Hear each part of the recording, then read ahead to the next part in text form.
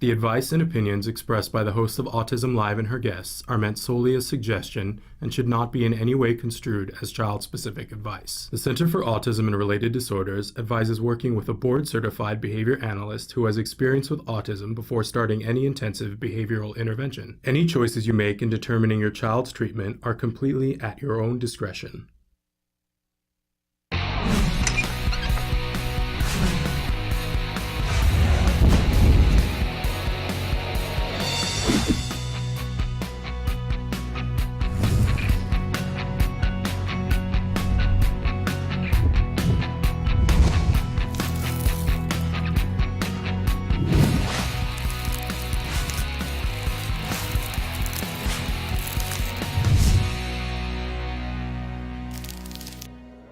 Good morning and welcome to Autism Live. I'm Shannon Penrod and we are webcasting to you live from the Center for Autism and Related Disorders headquarters in Tarzana, California. So thrilled to be here with you on this Wednesday morning before Halloween. We've got a great show planned for you. We're going to be live for the next 2 hours. Some of it's going to be a little pre-recorded because we needed to do that, but that's okay. You're going to enjoy the pre-recorded part. It's a hoot and kind of hilarious, I have to say. So let me tell you a little bit about what's going to happen this morning. In our first hour, we have Dr. Doreen Granpeesheh is here with us for Ask Dr. Doreen. You guys have written in some truly brilliant questions. I'm very excited to share these with her. I love how the level of questions that you guys are sending in just gets higher and higher. It's really exciting to me. And then in our second hour, it's time for Let's Talk Autism with Shannon and Nancy. And we have a very special episode for you today with a truly wonderful surprise. You know, last year, Nancy and I dressed as Lucy and Ethel because we've been called the Lucy and Ethel of autism. Well, hang on, folks, because you'll see who we dressed up as this year. And our very special guest in that hour who will be with us live is Vince Redmond. He is a licensed marriage and family therapist. He's going to be talking with us specifically about how we strategize Halloween with our kids on the autism spectrum, how we put our expectations in the right place, not the wrong place, how we focus on what's meaningful and matters on this Halloween instead of all the other stuff that sometimes sinks the battleship. And I'm going to guess you know exactly what I mean by that. In any case, he will be with us. And if you have questions about dealing with specific things, Halloween as a family, please feel free to write those in at any point right now. But again, we're going to start with Dr. Granpeesheh, and Kelby and I always like to show you at the start of the show different ways that you guys can interact with us here on the show. Because the show is meant to be interactive, we want you to be a part of the conversation. So while Kelby is showing you some of that information, I want to remind you that our homepage is autism-live.com. When you go there, there's so much to do, including checking out our blog. There's a wonderful recipe there that's perfect for this week for Halloween. I guarantee your kiddos will love it. And it's very, very healthy, even for our kids who are on restricted diets.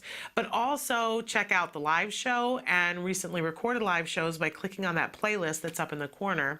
And then one of the most important things on that page is the live feature. This is the series of boxes to the side of where the screen is. Put your cursor in the box that says your questions and type away. Tell us what you want. Express all of your feelings, thoughts, concerns, and things that you want to see us cover here on the show. We really do listen to you guys because this entire show is for you. So tell us what you need. We want to hook you up. All right. It is time for Ask Dr. Doreen. Dr. Doreen Granpeesheh is the Dr. Doreen is an expert in autism. Doreen Granpeesheh. Dr. Granpeesheh. Dr. Doreen Granpeesheh. Dr. Doreen Granpeesheh is a visionary in the field of autism. Now you can ask her questions on Ask Dr. Doreen. Welcome to Ask Dr. Doreen, and we welcome Dr. Doreen Granpeesheh. Thank you. Good Thrilled morning. to have you here. You look lovely today. Oh, thank you very You have a much. glow about you. I'm very excited because we're working on our project with our therapist liaisons, our Yes. secret project. Yes, and, which is about to no longer be secret very soon. And the numbers are growing, and I'm enjoying it. Yes, I'm enjoying it too, I have to say. Yeah. And the more I see other people enjoying it, the more enjoying it is for me. How's that Absolutely, for reinforcement? yes. So So in any case, this entire hour, you donate to us to be able to help people who are out there ask questions. And I have previewed the questions this morning, and I'm so excited because we have a question from a teacher, we have a question from a grandparent, and of course we have lots of questions from parents, and I think we even have one that is from somebody who's on the spectrum. So we've got the full gamut this morning, which is very exciting. Yeah. And we like to remind everybody, if you're just joining us, Dr. Doreen Granpeesheh is a true expert in the field of autism, been working in this field for multiple decades. I never like to tell on her because she looks so young. You would never guess how many years she's been working in the field of autism. But beyond that, not only is she an expert who has been helping individuals on the spectrum from little kids to adults for decades, she's also a visionary in this field. She's the person that I look to know where we're going and how we're going to get there. So thank you for being here. Thank you very much, Shannon. That's kind of you. And we also always like to remind our viewers that no matter how much I can try to reply to the questions that come in, these are general responses and shouldn't be taken as exact applications for any given child. We never have enough information here to be able to address specific issues for one child. So please just keep that in mind. We wouldn't want to guide you in the wrong direction just because we don't have enough information about your child. And thank you for saying all that while I have a small coughing fit. As you know, they know because they were here yesterday, I've been a little under the weather. I'm fine, but from time to time we will have to take a break for Shannon to cough. Absolutely. We forge on, right? That's what autism parents do. Okay, I want to start with a question. Good morning, Shannon. I'm so thankful that I discovered your show on my Apple TV. Awesome. When searching the YouTube app. The minute I started listening, I realized you were talking about my son. My question today is about stimming. To be honest, this behavior makes me so uncomfortable because I don't know how to respond to it. Should I allow him to spin hands or wiggle arms when he needs to, or should I attempt to redirect him? As his mom, I don't want to make him self-conscious and always be correcting the behavior, but then I also want him to weave this into his world and environment. I just love this mom. I have researched on both allowing the behavior as needed and trying to redirect the behavior, and after a roller coaster of emotions, I'm just as confused. What actually is the real need for the child to grow and nurture properly, not just be socially acceptable? And thank you so much. And I thank you because I think this hits the nail on the head of why it's so emotional for us as parents. We hear, well, in order for him to fit in with the other kids, he's got to lose that. And then we think, well, that's kind of, making him fit in. And why doesn't everybody else change to just get over it? Right. Well, and there's many different ways you can think of this, and it really, my answer will be different depending on the functioning level of this particular child and the age of this child.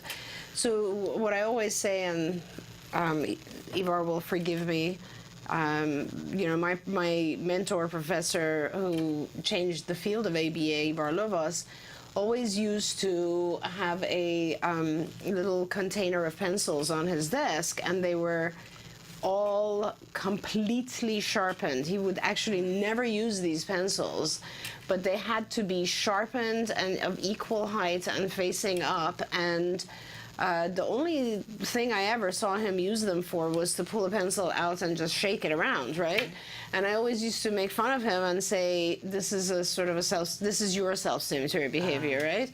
And we all have different types of self-stimulatory behavior. I've said this before. People will, twirl their hair, for instance, or I don't know, like actually move a pen like this. Oh, a lot of people I have do clips that I play with here. Right? Yeah. There you go. Oh yeah, I do too. Yeah. I do too. Now that you mention that, so everybody has something, but they're, I guess they're socially acceptable. So let's look at the definition of what is socially acceptable. I would say it's just something that can be ignored. Is probably socially acceptable. If it's distractible, if it's distracting from the situation, then it starts to be considered just not acceptable because it's too much of a different thing. So like sometimes with our kids, you'll see a child of a certain age, let's say holding an object. So that's kind of a hoarding behavior, which is classified currently under the self-stimulatory behaviors. And it's completely fine because they're young enough where it doesn't seem inappropriate or in some way stigmatizing. If the child is, let's say, 16 and holding an object all the time, like a stuffed animal or a blanket or something, then it becomes very inappropriate, right? But if the child's 5, it's not so bad, or 4 or 3 and so on. So some of this stuff is really much more about making things appropriate. Some of the behaviors that this mom mentioned are not necessarily appropriate under any condition. For instance, hand flapping. Now, would I target hand flapping in all situations? I probably would for my own child because I just want them to fit in more and not be stigmatized. I don't like the concept of other kids looking at my child and saying, that kid is weird. Yeah. I just wouldn't want that.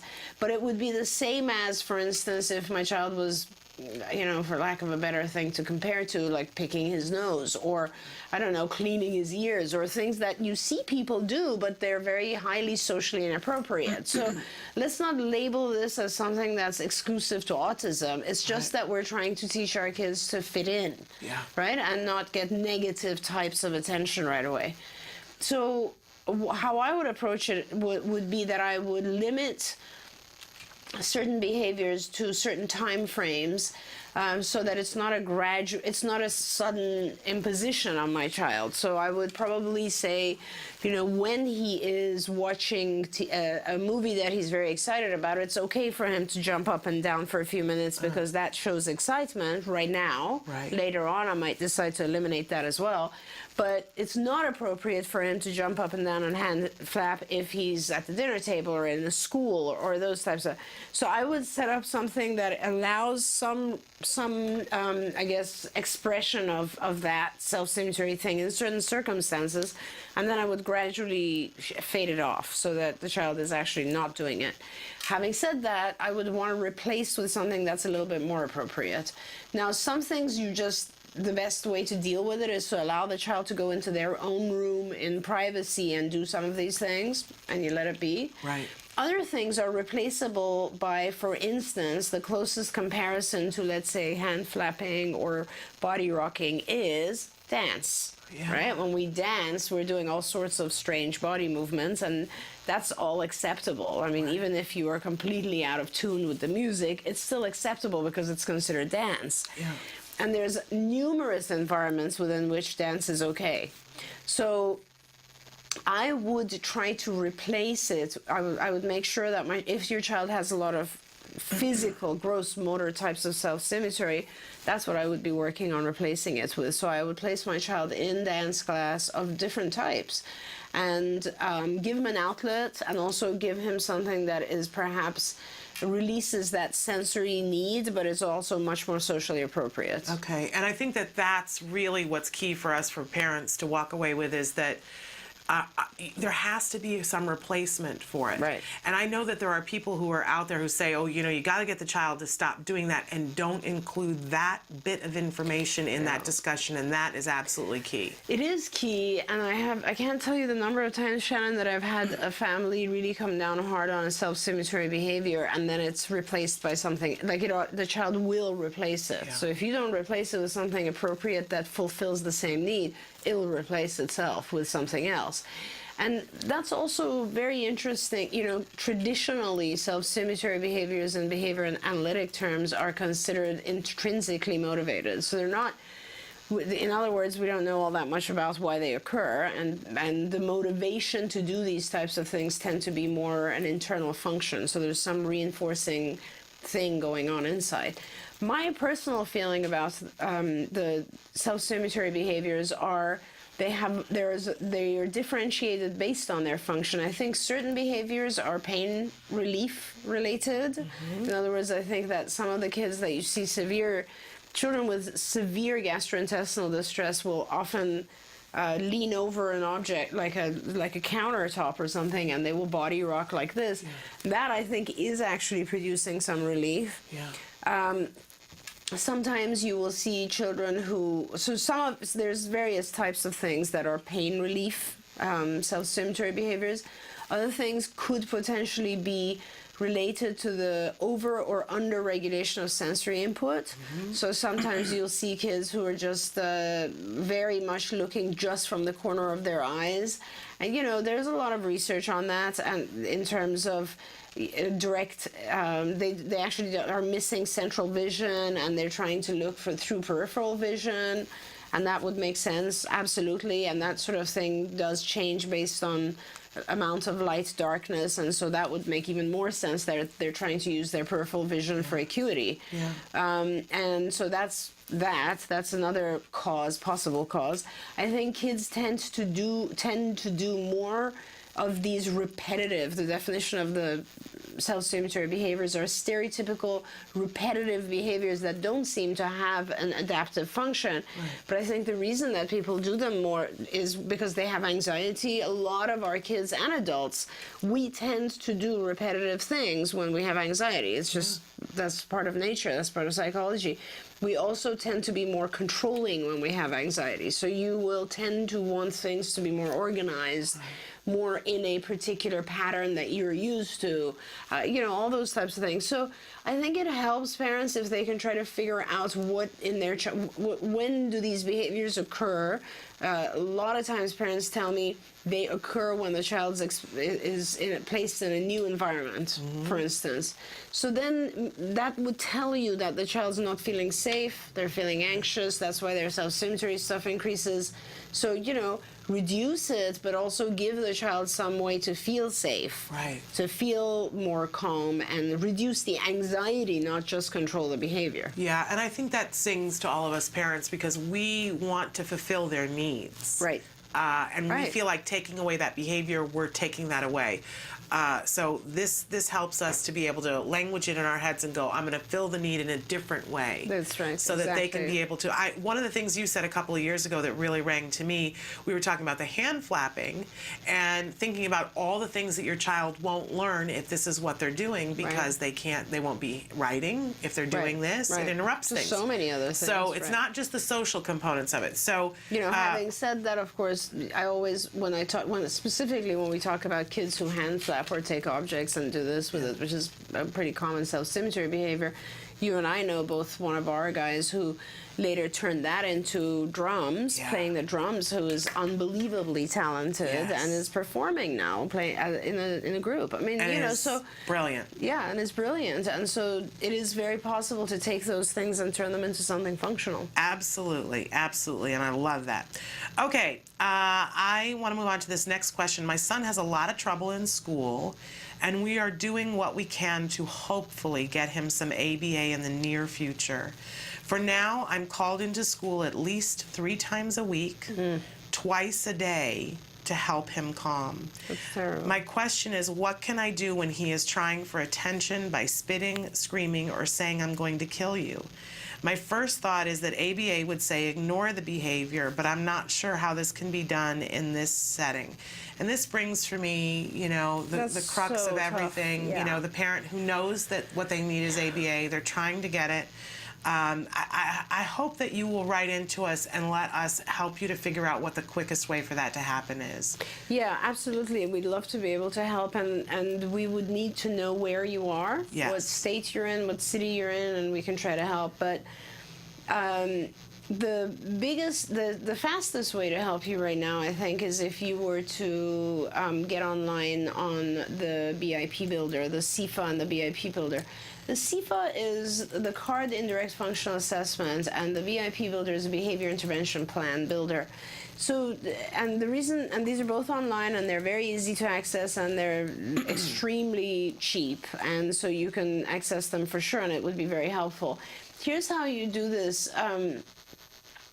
Any child, any kind of behavior that occurs could have a number of different functions or reasons why it's occurring.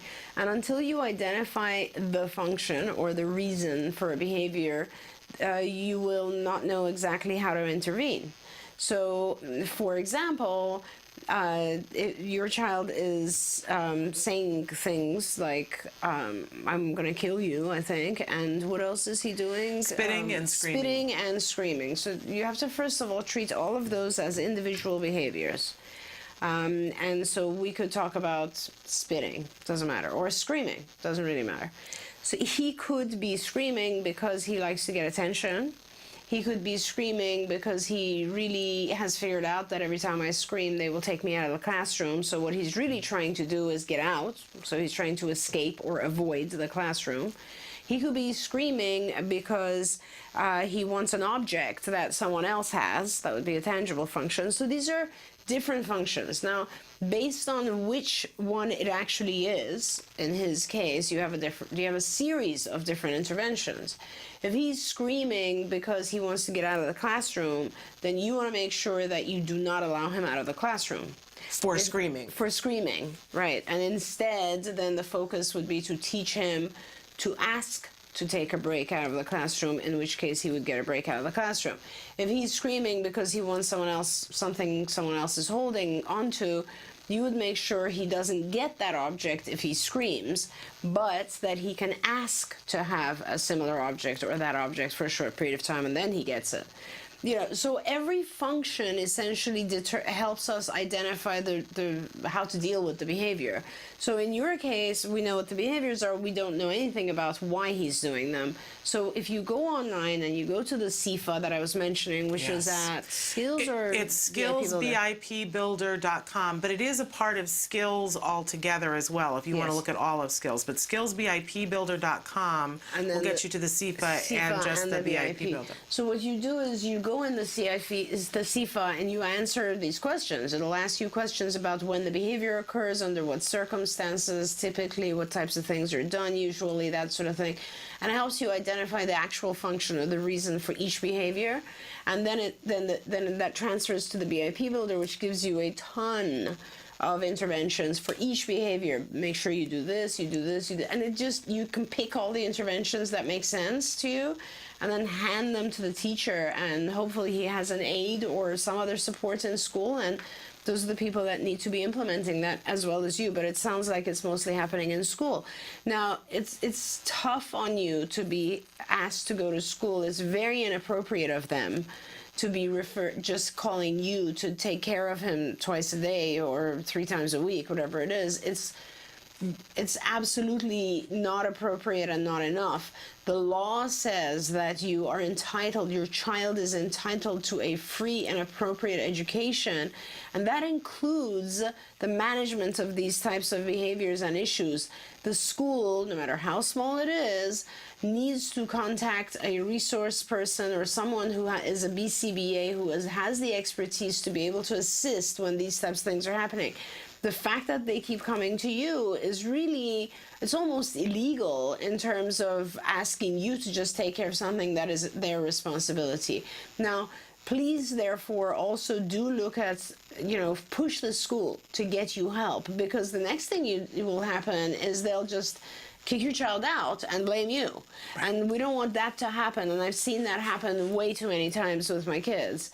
So, get the resources from the CIFA and BIP Builder that'll help, but also make sure that your school knows they're responsible for taking care of this situation.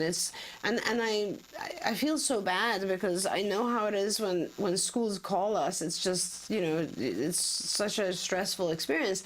But also imagine how stressful it is for your child at this point, because whatever it is he's wanting, he hasn't figured out how to ask for it other than those threatening things and those bad behaviors.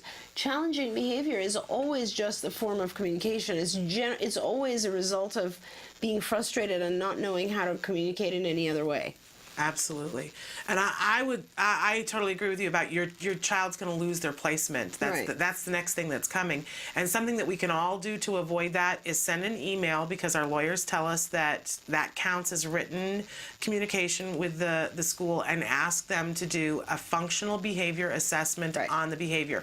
Meanwhile, you're doing the CIFA on your own and getting your ducks in a row, but ask them to do an FBA, put it back on them, or your child will lose their placement. And by the way, the FBA is what the CIFA assists you with. Yes, absolutely. But they should be They should be doing they it. should You're be doing it, absolutely right. but don't It's count their- on them to do it right. Do the Right. CIFA yourself. Right. But get it Exactly in right. writing, because otherwise they'll say, oh, well, your child's losing the placement. If you put it on them to do the FBA, they're going to have to scramble to get some things in Right. order. Make them do their jobs. Absolutely. Okay, I'm going to move on to this, because our next question is about the CIFA. Okay. Somebody, and actually, do you remember our haircut mom, the boy who has been a little bit perseverating on cutting hair? Okay. So she refers to herself now as the haircut mom. We love this. She's working on the CIFA. Okay, great. And she says, please help me interpret, question 16, which is, in quotation, seems not to care if anyone sees him engage in the behavior. And she says, he only cares if he's caught red-handed. He knows we disapprove, but other people who don't know what he's doing, he doesn't care. So that qualifies as he doesn't care. Read that section again. Okay, He seems so to. he only cares Okay. if he's caught red-handed. Okay.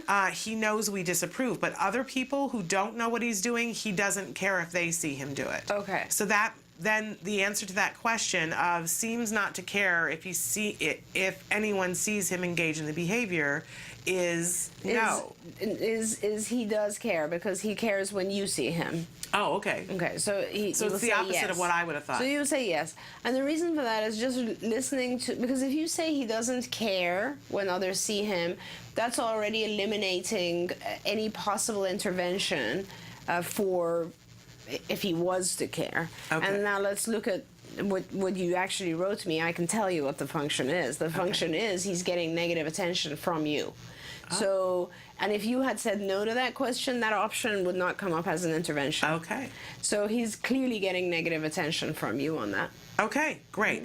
And then she went on to write another question. She said, haircut mom again. Love this. Can we use an obsessive/preferred item activity as a reinforcer? Yes. She goes on to talk about, do we run the risk of a meltdown if he doesn't get it, or reinforce the obsession? She said, of course, my ABA smart, neurotypical 8-year-old used the haircut obsession as a reinforcer to get her brother to play with her. If you play with me, I'll let you cut the hair of my doll.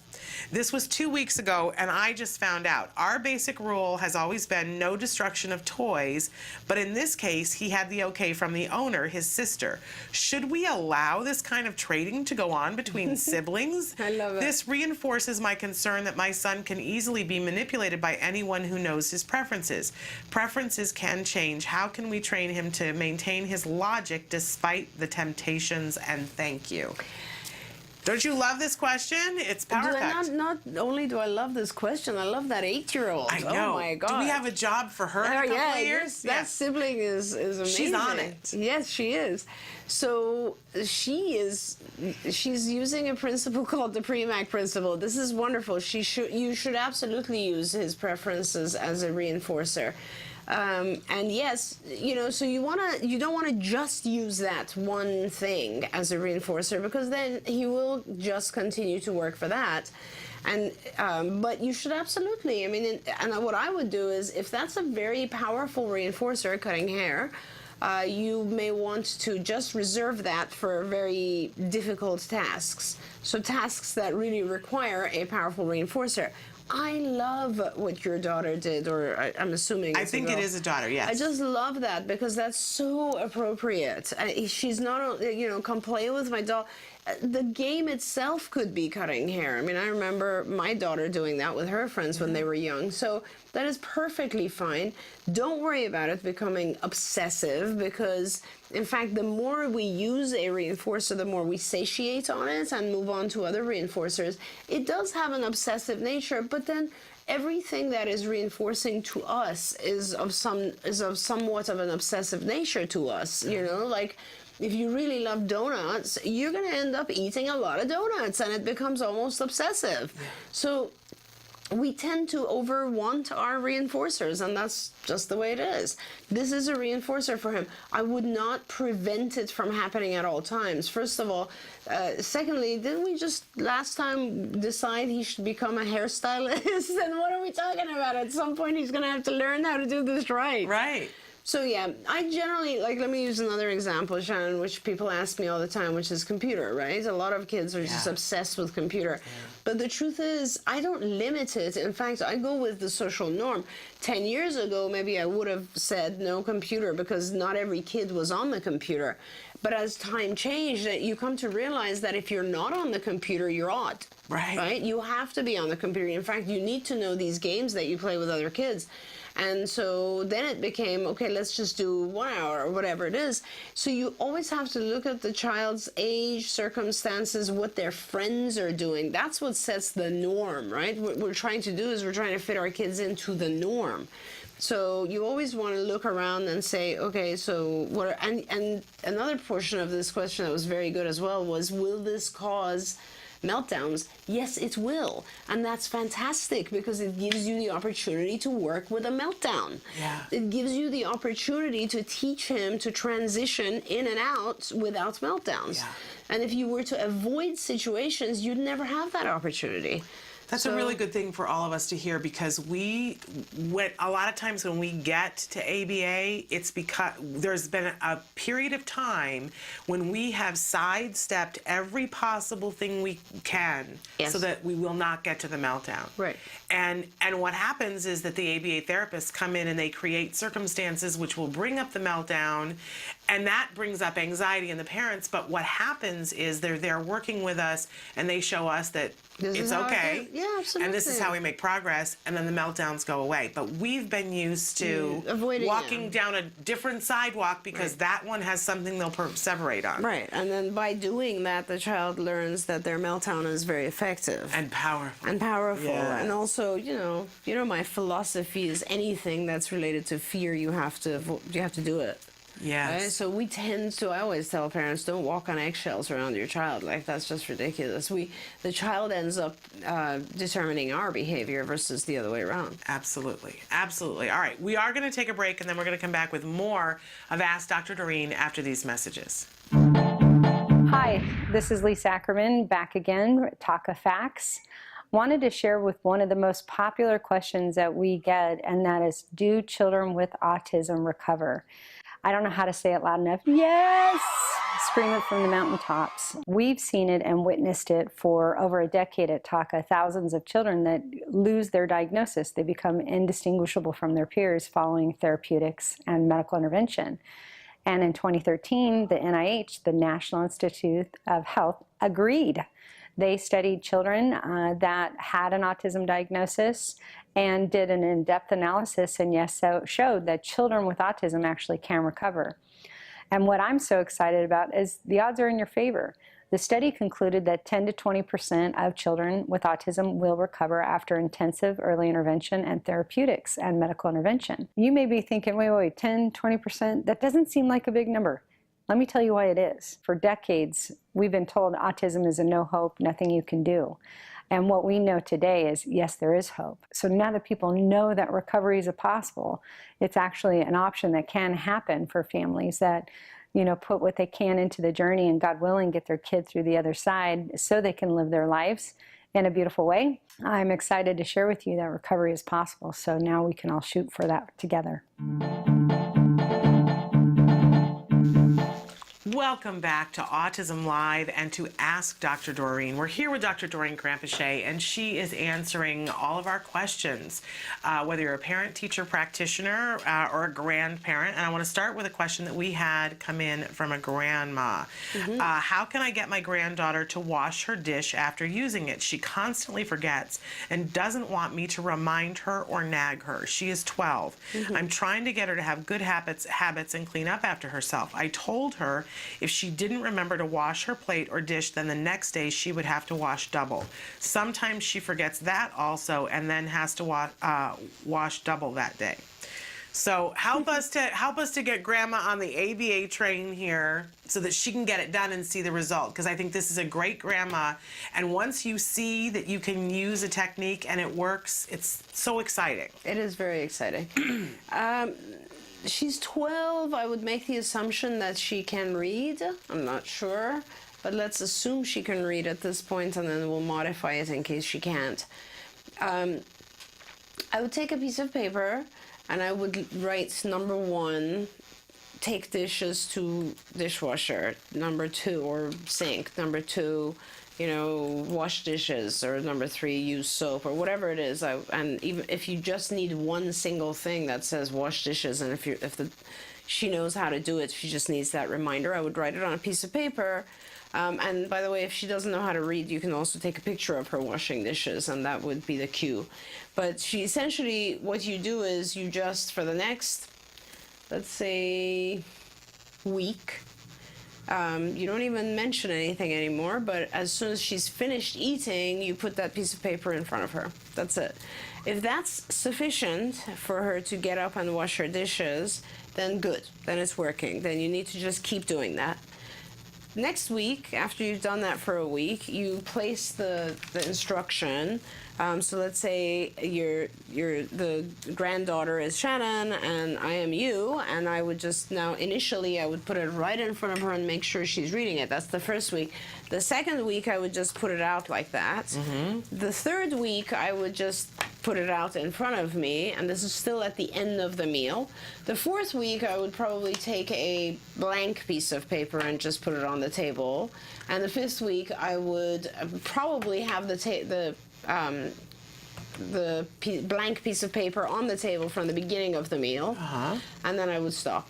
And that would be a fade-out schedule, and you want to make sure that at every phase of it doesn't have to be a week for each phase, it could be 3 days, but you want to make sure that the child is really good, like that your stimulus, your SD, your instruction, which is the place of this object, is effective, and that your child gets up and actually does what they're supposed to do.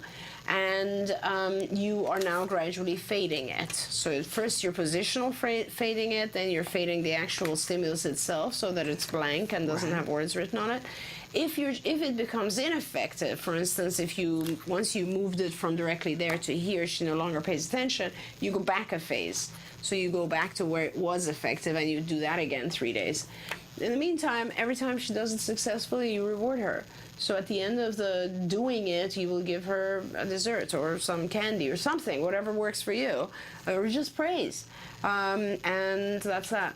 Yeah. It's really that simple.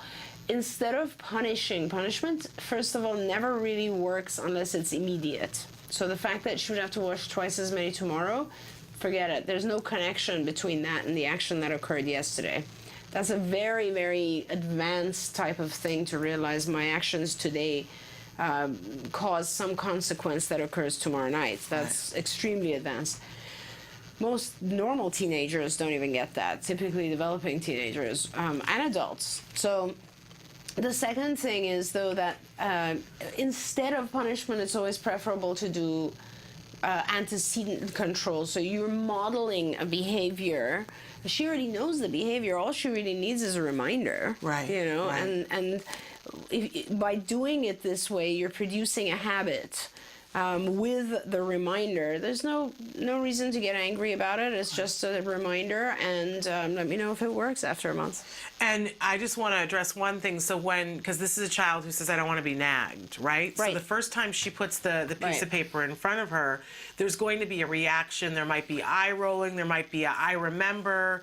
And does Grandma want to react to anything that happens? Not at all. In fact, I would suggest once you place the paper, you just walk away.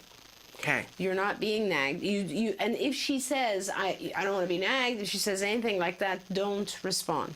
Yeah, you don't say, I'm not nagging you. I watched a show and they said to do this, and this is me not nagging. Right. Which is what I would do, right? Which is why Don't respond. Nothing. At all. You just walk away.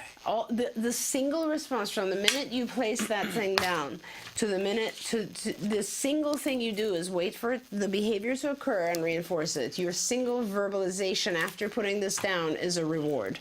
There we go. Let's be really clear. We love that. And then let us know. We want to know how that works. I think it's going to shed a whole new light. Okay, I want to move on to a question from a teacher. A 12-year-old with autism, nonverbal, self-injurious, etc., has just enrolled in my class. He has never received ABA therapy. I am not trained in it, but have been reading about it. My questions are, is he too old to benefit, and will 2 hours a day or 10 a week be too little to make a difference in a 12-year-old? And I want to start by thanking this teacher. I love it when teachers are good teachers and say, I don't know everything, but I'm willing to learn. They're excited to learn. Those are the teachers we want to clone and make more of. We salute you. It's okay to not know everything, but it's brilliant to say, I want to learn more. Right, absolutely. And it is, I also love working with teachers who are so open to these discussions. You know, let's address all these different things. 2 hours a day, nothing is not enough. I mean, anything you do in ABA is helpful.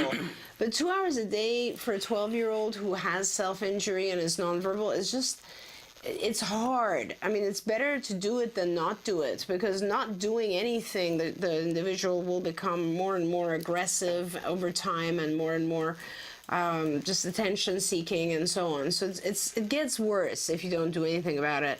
You can do some things with 2 hours a day, clearly, and God bless you for caring enough to get on this show and ask. It's rare. But, you know, obviously, if it's a self-injurious nonverbal child, they probably need around like 40 hours, quite honestly, because these are things that can be handled. So let's talk about some of the issues that you have here. Self-injurious behavior, the first thing you want to identify is what's causing it again. And again, as we had just said earlier, you want to go to the CIFA, answer some questions on the card, indirect functional assessments, and identify why it's occurring. One of the quick ways to figure that out is does the individual self-injure in front of you when demands are placed? Real self-injurious behavior is done when we're alone, okay? And people need to understand that. If a child is alone and they self-injure, then the function of it is something internal. That means that the child's doing it either because they need some sort of sensory stimulation, they're doing it because they are in pain, perhaps. Sometimes kids will do that, or something else that's internal to them. If they do it only when they're in front of you, regardless of demands being placed, then that's attention seeking. Essentially, the child's trying to freak you out. That's simple. Or freak someone else out. They're trying to gain attention. Now, why would they be trying to gain attention? Because usually it's because they're trying to avoid something. But it could also be that they like to cause chaos, you know? So if they're trying to avoid something, that means they usually do this behavior when a demand is placed, right? So you ask them to do something, they'll self-injure. That means, I'm going to do this, you're going to freak out, leave me alone, I'm not going to have to do that thing that you just asked me. So that's the normal scenario that occurs. And if that is the case, then you will need to actually physically motor the child through the thing that you asked them to do, and then reinforce it and completely ignore the self-injury. But every other function will have a different type of intervention. So it's very important for you to identify why the self-injury occurs. Now, non-verbal, this is a big, huge deal, okay? Because my money's on the fact that this child self-injures due to frustration because they're nonverbal and can't communicate anything. Now, if you're nonverbal and 12, that means that anything you get from the environment is what someone else thought you want. Can't even imagine how frustrating exactly, it's horrible. So the most important thing you as a teacher can do for this child is to teach them some form of communication system. This child's nonverbal, 12, the likelihood that they will develop language and speech is low. So the probability is that they will develop much faster if you go to a nonverbal system of communication. I personally would begin with a PECS system, Picture Exchange Communication System, unless my 12-year-old was a reader. If I found that my 12-year-old is very interested in books and letters all the time, then I would assume they have some level of hyperlexia, and I would go into reading augmentative communication devices that work with reading words. Otherwise, I would start with a picture exchange communication system, which is just pictures. in a little book, and it's too complicated for me to go into here. But It's you can also basically do a it trade-off. on a pad too. Which I would never Technology. start with. Okay, I would good. always only start with an actual picture exchange Okay, great. communication system, and then transfer to an aug device that is picture-based. Okay. Augmentative devices are on their own very hard and a little bit distracting for our kids. That's my personal choice. I find Okay. that paper giving you an icon or placing an icon is much more effective than touching a box on a computer. Glad to hear that. Just that's my experience now. And also, by the way, the shaping of this, you start with, just on a PECS program, you start with one icon, right, which is the most wanted thing. So, like, let's say the child's desire is for water, juice, whatever it is, and that's the first icon. They're the most highest manned, right? Now, if you were to do all that on an aug device, or even an iPad, you would have to program it for one, and then reprogram it for two, and reprogram it for three, and the programming becomes pretty time-consuming. Okay. I usually transfer to an aug device or to an iPad, especially nowadays. Everybody goes to an iPad when I have at least, I would say more than 10 or 20 actual icons occurring. Okay, cool. And so I usually start using technology when I'm in the classification stage, where it's like one page of food needs, another page of activity needs, another page of so on and so forth. But PECS is awesome because it's not just, it takes you through phases. Andy Bondi really did an amazing job with PECS years ago.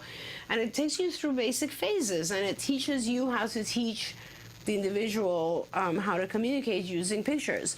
And I really highly recommend that you as a teacher try to learn to do that. We do have a whole module on visual modifications, I don't know if we have a module on how to use PECS. I know we have a module on aug devices. Well, in our IBT, Institute for Behavioral Training website. There are over 40 trainings that are specifically for teachers. There you go. So you should just go on there. Behavioraltraining.com, and they're really inexpensive, as low as $7.50. And you can be watching them at home. You can share it with another teacher if it has the ability to grow. You have the ability to make a difference in this child's life, even with the limited hours you have. Right. Absolutely, and thank you for your call and for your email and asking those questions. If you're okay, I'm going to motor on because we're... Of course, all right. Please, go ahead. All right, the Haircut Mom wrote back and said, thank you so much from the Haircut Mom, listening with my earphones because my 8-year-old is homesick today. You are my valuable advisors and cannot let her in on the secret or I'll be ABA'd out again. Out ABA'd again, that's what she said. So awesome. You give negative moments like meltdowns as an opportunity. You see negative moments, view them as an opportunity for teaching, and you are truly an inspiration, and that is the absolute truth. Okay, and so now we've got more teachers on the bandwagon. Yep. Hi, I'm a part-time preschool teacher. I have a student with autism that is really struggling sitting in her chair when we do our morning meeting. It's about 15 minutes of singing, calendar, and weather. I know she likes the singing, but doesn't understand the calendar. After singing, she starts whining and falls out of her chair on the floor. I have the aide help her sign break, and then she takes a short break. The problem is getting her to come back to her chair. Her behavior is worse the closer she gets to the chair, and it distracts my other students. I want her to come back, but then everyone acts up. Please help me with your awesome advice. Again, loving that we've got teachers asking these questions, because this is the keys to the kingdom. It really is. I love teachers who are so involved. It's so fabulous.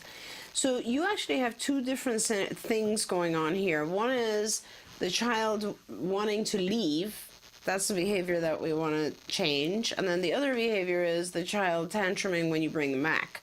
So they're two separate behaviors, and they have two separate interventions. So the wanting to leave thing, and you can decide which one you want to deal with first. Obviously, I think the one that is more pressing is bringing the child back, and it's actually... It's a little bit more of an acute procedure. The other one is a shaping procedure. So let's address the whole, coming back to the seat thing. Coming back to the seat thing, I I'm sorry, but there's two ways you could deal with this. One is if the child has an ABA program at home, they should be practicing that. In other words, they should take the child out of a preferred activity and bring them into a non-preferred activity. That's what's essentially happening with her, is that when she gets to leave, ask for a break and leave, then she doesn't want to come back. So she doesn't realize that there's an end to the break.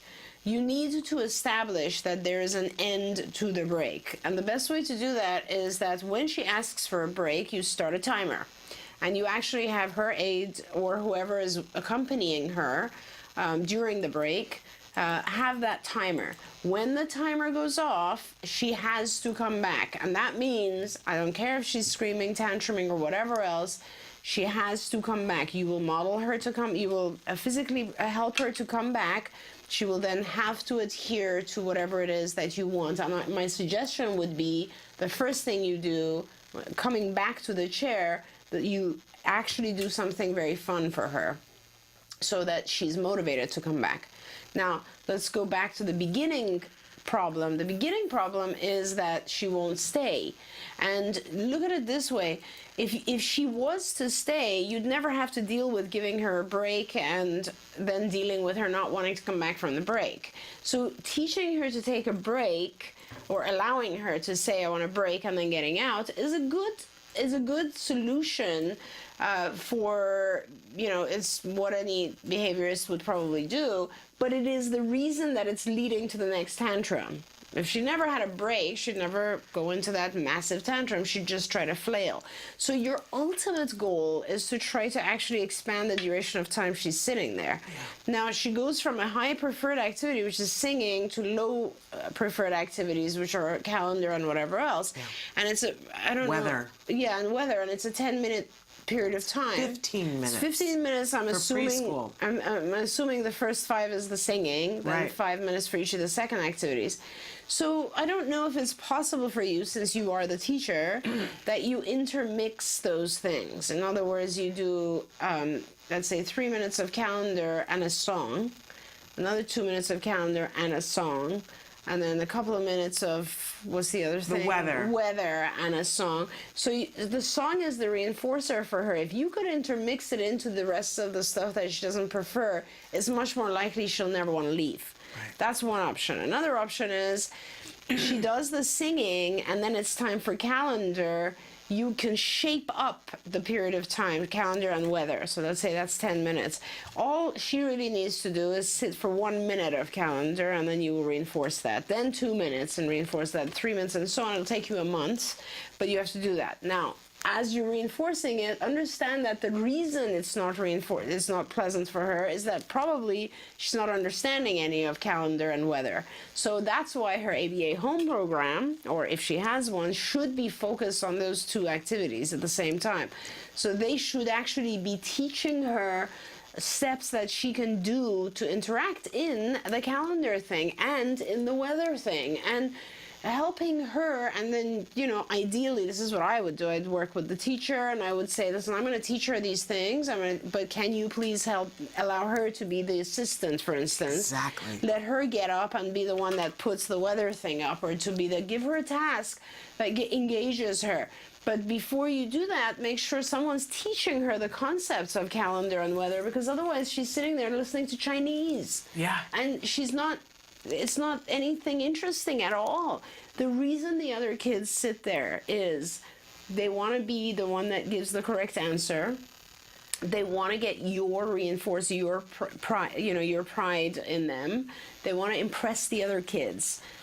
Our kids don't have any of those. They're oblivious to how their behavior is. They're just not paying attention. It's not a reinforcer for them if other kids look at them and say, ooh, wow. They're just not even there.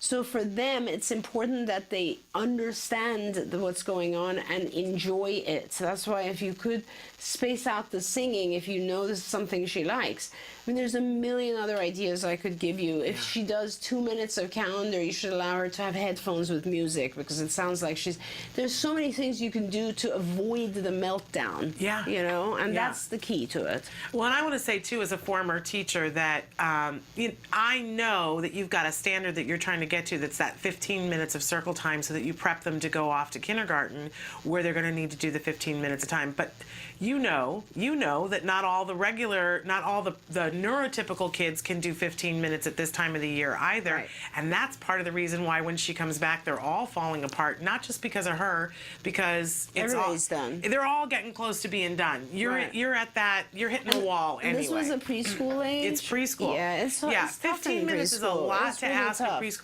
But there are so many songs that go right along with calendar that involve sitting down, standing up. There's a Physical song. activity, I agree with you. It's totally great. But it gets them, the expectation. If you're sitting down, standing up as part of the song. There's Tony Chestnut, where they learn all of the parts of and there's the Days of the Week songs. There's probably like 20 different songs, and they have to stand up and do different motions with it. Right. We know, former English teacher, that when we have to teach punctuation to kids, they don't get it. But there's a dance that you can do to teach them to do a comma here and a semicolon. Oh, really? Yeah. Everything. Creative. Yeah. Absolutely. Get creative. But they're all hitting the wall at 15 minutes. And that's not because you're not a good teacher. You're a great teacher, but 15 minutes is a lot to ask of a preschool kid. Okay. I want to get this one. There's so many questions, and I promise you guys, the ones we don't get to, we will get to with Dr. Nadowski and Dr. Tarbox tomorrow. Okay. Hi, Dr. Doreen. My question is, can an individual grow up with autism and be able to live a normal, independent life?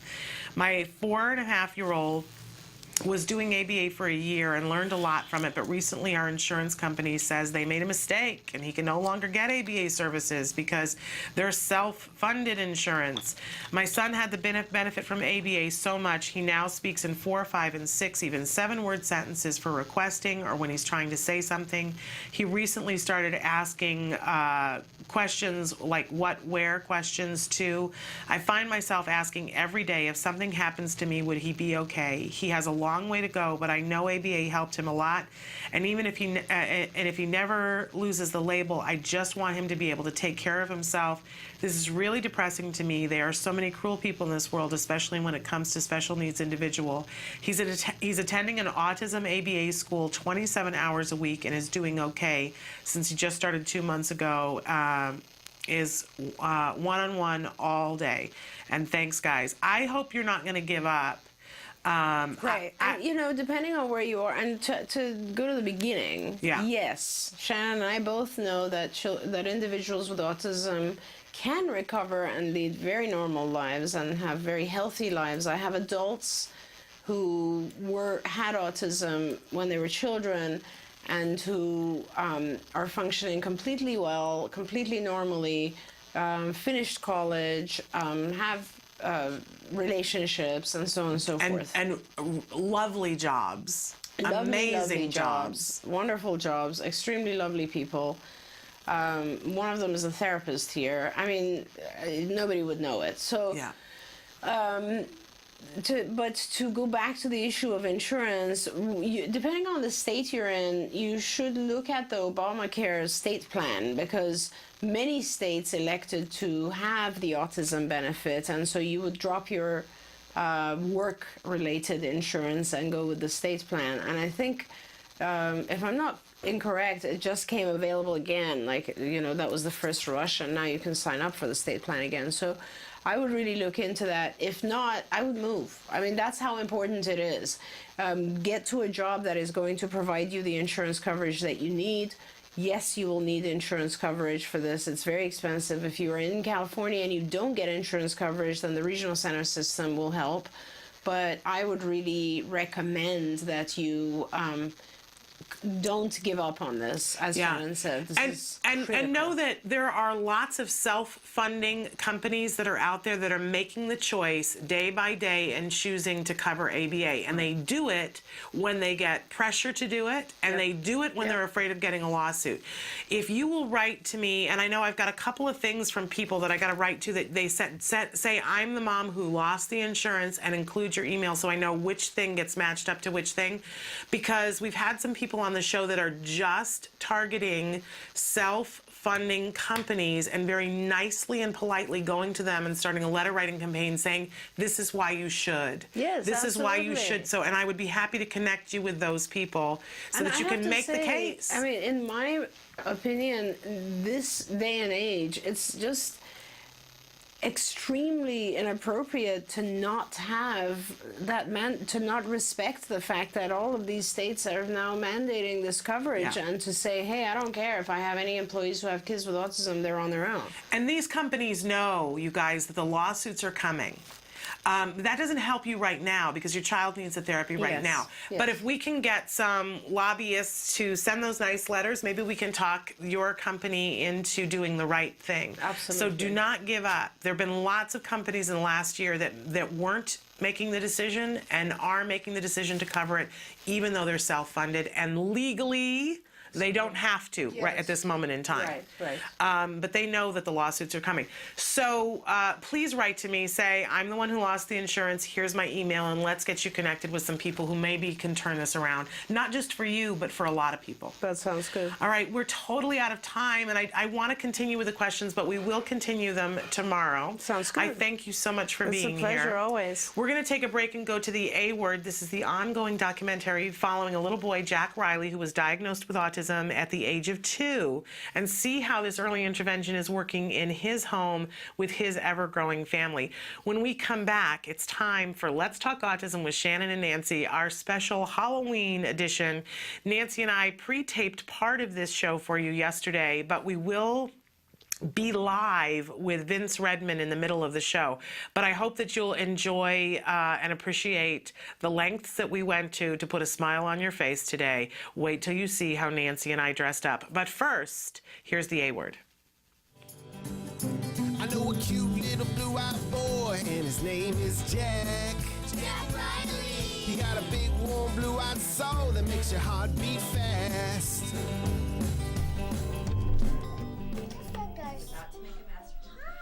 Hi, Jessica. Jessica's daddy. That's right. Who's this? Who's this? Bobby. And who's that? Daddy. Who's that? Over there? Who's that? She's in. And I totally think he's just aware of a lot of things now. People's names. How's the behavior team doing with the inflexibilities? He's still a big control guy. He still wants it the way he wants it. In sessions, he was very, he'd get very upset, And he gets upset fast, like for reasons that didn't used to upset him. He gets upset fast, and then once he's upset, everything upsets him. Were they really long? But it was a good half hour, the whole tantrum, which is long for him. Really long. Yeah. And he would just get so upset. Yeah, everyone tells us, it's not unexpected. He's 3 and blah, blah, blah, but So we get it, we know it. still it's harsh. Yeah, he's 3, but he's our 3-year-old. Tell me a vehicle. ECP. Good job. Tell me another vehicle. ECP. Airplane is a vehicle. Yay. Okay, 2 more. Okay. Tell me a food. I can't eat food. Pancake is a food. Yeah. Tell me another food. Tell me another one. Super food. Cereal bar is a food. Yeah. I thought he said zebra. Hey, Jack Riley. Yes. Good job. Tell me an animal. My Taurus is an animal. What's that? Tell me one more time. What's an animal? My Taurus is an animal. My Taurus is an animal. Rhinoceros. Rhinoceros. Oh, okay, it's an animal. Tell me another animal. My Taurus is an I animal. know. Tell me another one. Oh, here are your shoes. What animal is that? Froggy. Froggy is a what? No, frog is a Arrow. good. So tell me another animal. My Taurus is an animal. Rhinoceros is an animal, and tell me another one. More pancake. No, look at me. No, no, look at me. My is an animal. There you go. Thank you. Pancakes are not animals, silly. There's a clue from it. More pancake. Yeah, and I don't mind if he looks around to like get clues, get hints. That's totally fine. Yes, I've been running sessions a little bit more like that lately, just because. Let me probe. There's some stuff real quick. What are you going to be probing? actions. So I just want to see if he already knows it, then I won't even bother introducing it. Give me kissing. Oh, good. What are the kids doing? He's kissing. Oh, they're kissing. Can you show me kissing? Oh, good job. Give me cleaning. Okay, good. What's the girl doing? She's cleaning. She's cleaning. Good job. Water. Okay, one more. Can I have it? One more. Give me crying. What's the baby doing? She's baby. What's she doing? What's the baby doing? She's baby. She's wah-wah. She's crying. She's crying. Oh, okay. Maybe we'll do crying. He's kissing. He's kissing. What about this one? What's she doing there? She's cooking. Oh, she's cooking. Okay. And what's this one? What's she doing? She's crying. Oh, okay. So basically, he knows all of them. All right, cool. All right. What are they doing? She's dirty. They're what? There's cooking. Oh, they're cooking. Good job. What's that cooking? What's that cooking? Mom is cooking? What's that cooking? Lots of cooking? Oh, okay, cool. All right, all done. Thank you.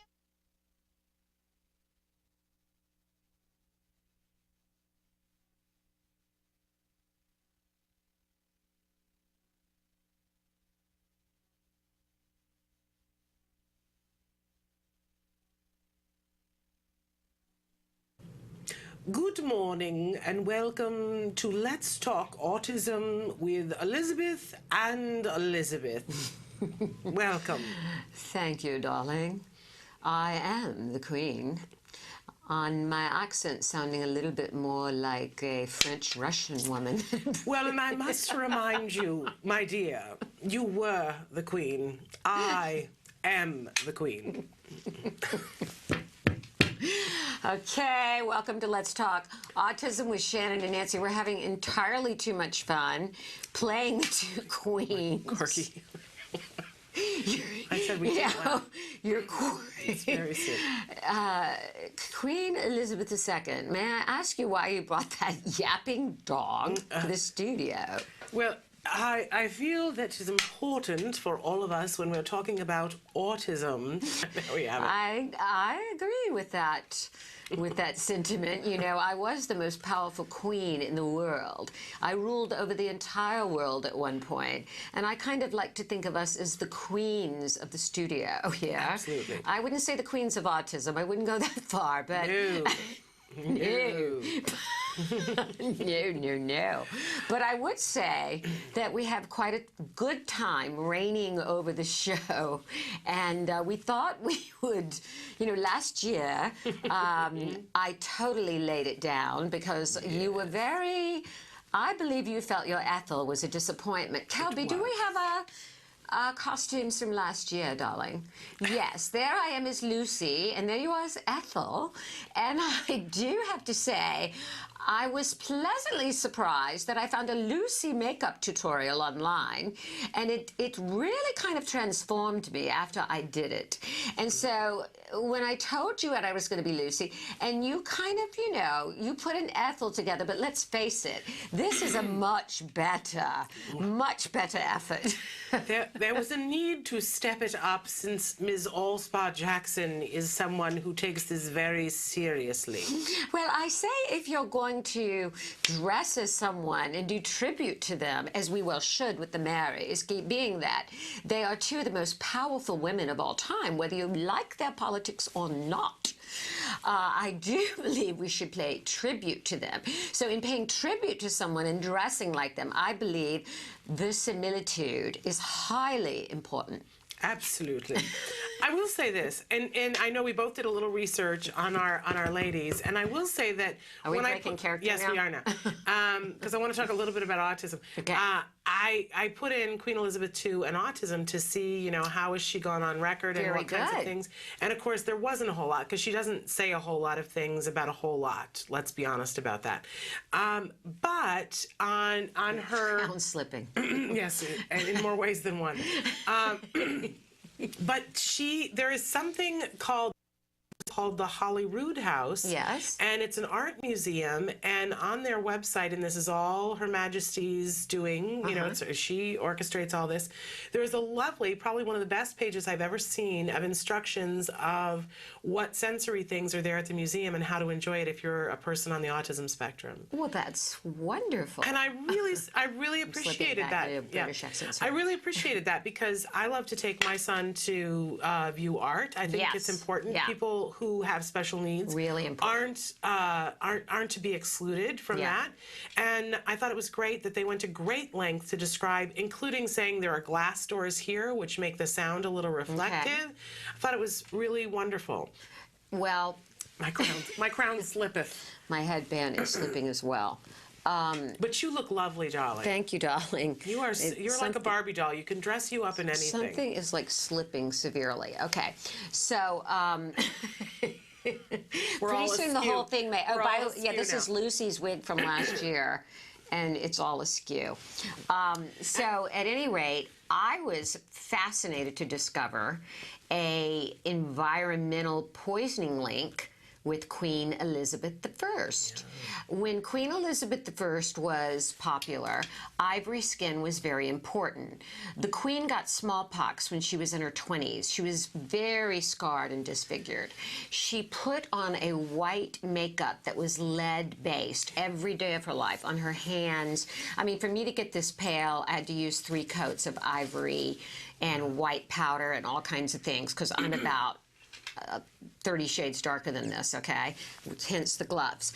But they said that it was the lead-based paint that led to her brain tumor that she died of. Isn't that amazing? So much for the fact that environmental factors can't cause very severe issues. Absolutely. Well, even if we look at Alice in Wonderland, and you know, there's the whole Mad Hatter in there. Yeah, Mercury. Hatters used to work with mercury, and so they would frequently go crazy. It was a well-known thing, a Mad Hatter. That's correct. But you are one now. Here I am. A Mad Hatter. My lovely husband made my crown. Well, he's a wonderful guy, and I don't know. You really. I stepped up the bar, and you met it. She called me and said, "You better bring it. You better bring it." Bring it on. I'm studying Cate Blanchett from her Oscar-nominated performance in Elizabeth. I was studying portraits. I wanted to do justice to the Virgin Queen. And we should talk a little bit about why these two ladies, because we really weren't seeking in the beginning to be the two Elizabeths. That's correct. We way back when somebody had posed the question about, you know how they do this at parties sometimes, about who would play you if there was a movie about your life, and we got to talking about this, and I said, well, Helen Mirren should play you, and Judi Dench should play me. Right. And you said, oh, it's the two dames. We should be them for Halloween. And then from there you went to, no, they played the queens. We should be the queens. Now we do have some pictures. Calby, do you have pictures of, I don't know, Helen Mirren is the queen? You might not know which one that is. That is actually Cate Blanchett, who I'm channeling very much. Can you tell? It's beautiful. I'm totally channeling her right now. You know, the whole inspiration for the crown and the headpiece. Elizabeth really loved her style. But there's another one, Kelby, with any of the ones with actresses. We can explain who they are. Oh, and there's Judi Dench. There's Judi Dench meeting the Queen, and Judi Dench won an Oscar for Best Supporting Actress playing this queen, Queen Elizabeth I, oddly enough. And it was Helen Mirren who won the Oscar for playing the queen you are inhabiting, which is obviously Queen Elizabeth II, our current monarch, but largely a figurehead, as we know, whereas my queen ruled the world at one point and defeated the Spanish Armada, no less. Yeah, but she didn't have to deal with Twitter. So let's be honest about that, right? If my queen didn't have to deal with Twitter, maybe she, well, I don't even want to talk about her ruling the world. Anyway. Now, we're going to talk a little bit more about Halloween and autism, because do we want to share a little bit, some experiences later? Yeah, but first we have an interview that we want to do with the fabulous Vince Redmond, who's a licensed marriage and family therapist. That he joins us regularly on the show, and we had to move his time earlier this month. So he's going to be with us this week, and then we have somebody else next week, and then Vince is back the week after. Okay. But Vince is going to be talking with us today about how we need to, this is the first of a long stream of holidays that we go through. And it's not easy. It isn't easy, and part of the reason why it's not easy is because we have our expectations, and sometimes they're not realistic. And part of the reason for me it's not easy is one word: food. Absolutely. Food is a huge issue in the holidays. But that's not just you, it's everybody. Because the world out there is a world of food coloring, sugar, dairy, wheat, dyes, additives, and candy galore. And it's really still not geared. There are more and more ways it's geared to kids like ours, but as a whole, it's not. It isn't, but there has been some headway about this. Absolutely. And I'm going to jump on this right now before we go to Vince. Kelby, have you got the Teal Pumpkin Project picture that I gave you? There's something this year for the first time that's called the Teal Pumpkin Project. And you paint a pumpkin teal and put it in your front yard. And this is being done by FAIR. And that signals that you have treats that are for people who are allergic, that are not going to be a problem. Oh, cool. A lot of times they're not food. Like if you could put that up one more second again, Kelby, I'm sorry. You can see that they're suggesting things like slinkies and bookmarks and crayons and bracelets and necklace and stickers and fake bugs and rings and pencils. And I mean, look at all the things on there. Balls, buttons, all kinds of things that we can do. So my child would love to get pencils and crayons. Yes. So that's something that for the first time we're going to do at my house this year, is that I'm going to make sure that I'm going to have, I usually have something that's not sugar, something like pretzels. And then I'm also going to have a bucket with pencils and things like that to give away as well. Because with my son, he goes and gets the candy and he trades it in for other things, but that's not workable for all kids. No, it's not. To get teased with the candy and then told you can't have it. It's a hard time. It is a hard time. Yeah, and we'll talk a little bit about that later, because I have some experience. Some of my worst memories from the world of autism, of Wyatt's tantrums, are around holidays. I remember them so clearly. A Christmas, a Halloween, after he had regressed into autism, and me not understanding. And, you're forever changed by those. Yes. But we're going to go first to an interview live with Vince Redmond, where you will see that I am no longer in costume. Thank God. Watch the magic. Keep that yapping dog quiet. Absolutely. Please. And now, Mr. Vince Redmond. Well, and here we are. We have Vince Redmond on Skype with us, joining us right now. As promised, we are live in this moment. So if you guys have questions, you can be writing into us and telling us things that you want to know about dealing with Halloween. But first of all, Vince, are you there? We're so grateful to have you as a regular on this show. And for people who are just tuning in, as I said before in the taped segment, Vince is a licensed marriage and family therapist. But beyond that, for so many years, for multiple decades, right, Vince? You were 21 years now. You were a therapist working with individuals who are on the spectrum. And I always say individuals because you didn't just work with little kids. You were working with teens and adults. That's sort of when I have questions for teens and adults, I have like 3 people that I run to, and you're one of them. That's awesome. No, and even now, I mean, some of my client load now are 22, 21, 20 years old. Yeah. So I want for people to know that if you've got individuals in your life that are a little bit older that Vince has got experience working with all of those age ranges, and now he is really fighting the good fight to help us as parents to be able to deal with all the things that we have to deal with, which that's a subject very near and dear to my heart. So Vince, we had said that we wanted to talk with you today about Halloween. Halloween. and it's always a challenge. Yes, and for me, it's like the beginning of a very long run, because it's not just Halloween, because we'll turn the corner, it'll be Thanksgiving, and then for some people it'll be Hanukkah, and for others of us it'll be Christmas. It's we move into this phase of the year when we're going to deal with holidays, and for me, I see that holidays deal with a lot of expectations, and I have friends who say that expectations are planned resentment. And I think that's true. So talk to us a little bit about some things that we should be thinking about as we're in the countdown to Halloween. Well, and like you said, right, this is the countdown into the holidays. Halloween knocks, is the door that opens up the holiday season. We have Halloween and Thanksgiving and Hanukkah and Christmas and, everything in between, and New Year's, and every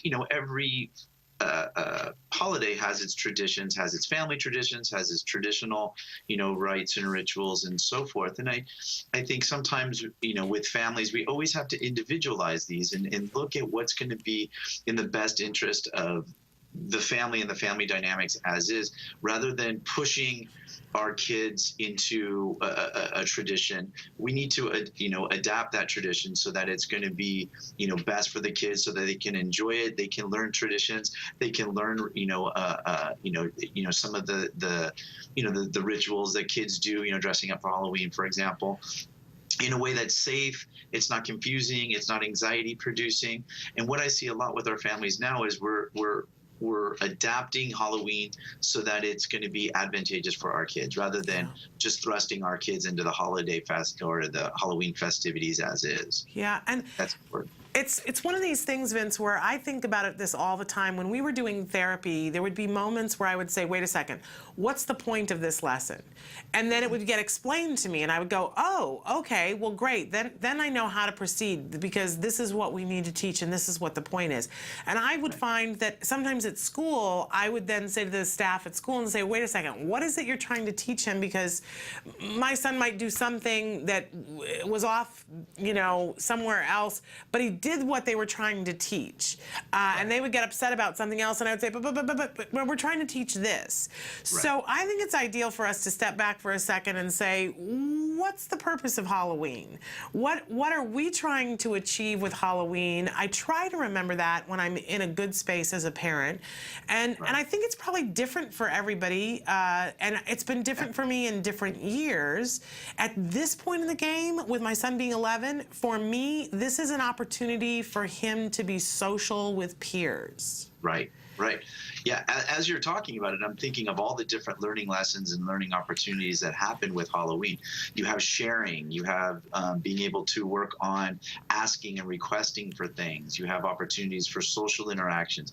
You have opportunities for imaginative play, being able to pretend to be something else. It'd be a pirate or a vampire or a ghost, right? You're able to, work on with our kids using their imagination, using their imitative or, imaginary play, so that those skills are developing as well. And like you said, it varies per age and per level of skill level, but you're right. Looking at Halloween as a learning opportunity is a great way of doing it, because there are so many just naturally occurring situations and naturally occurring, opportunities that you don't get on a regular day basis to either generalize a skill or to even introduce a skill.